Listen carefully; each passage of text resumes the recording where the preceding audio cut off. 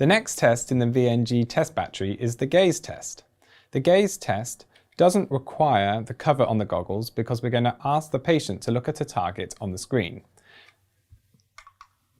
So Tess, during this test, what I'm going to do is ask you to look at the target on the screen. That target is going to move leftwards, rightwards, upwards and downwards.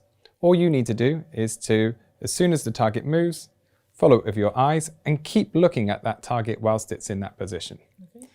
What will happen is we'll stop after 12 seconds and then we'll move on to the next position.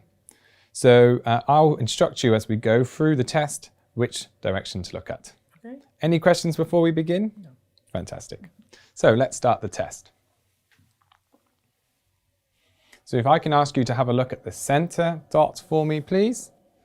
Eyes open, and here we go. Counting down from 12.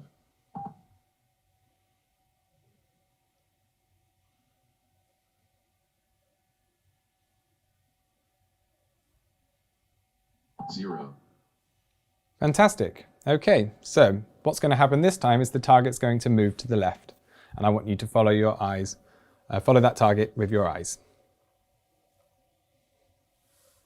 Counting down from 12. Okay, looking at the center dot and to the left. On the graph, what we can see is a yellow line representing the target moving, and the red and the blue lines representing the right eye and the left eye. Okay, we're going to move on to the next condition, where the target's going to move to the right. So again, if you can look at the center dot for me, eyes open, and here we go. Counting down from 12.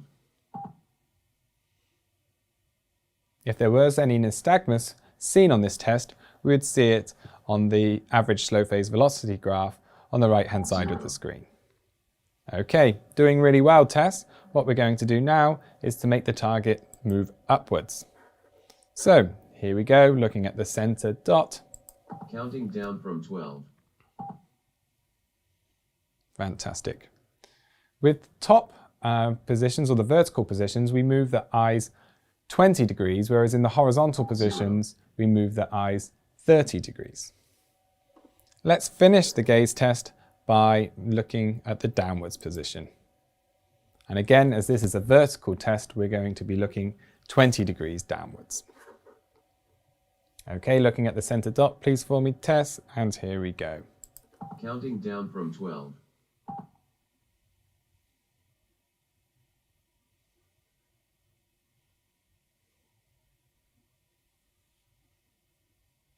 0. Excellent. So now that the test is finished, I can say to you, Tess, you can relax, close your eyes whilst I have a quick look at the results screen. What we can see is the results for all 5 gaze positions, and as I mentioned before, if there was any nystagmus present, this would be extracted and displayed in each of the average slow phase velocity graphs, which can be seen to the right of each test. So this is an example of an abnormal gaze test. What we can see is that when the patient's looking in the center conditions and to the right, there isn't any gaze-evoked nystagmus. However, when they look towards the left, we can see a significant gaze-evoked nystagmus, which only occurs during the beginning part of the gaze. And this has then therefore been repeated, and we can see that that's consistent across 2 different test conditions. This is an example of a patient which then, over further testing, revealed to have a central disorder. This concludes the gaze test, and now we can move on to the next test within our VNG test battery.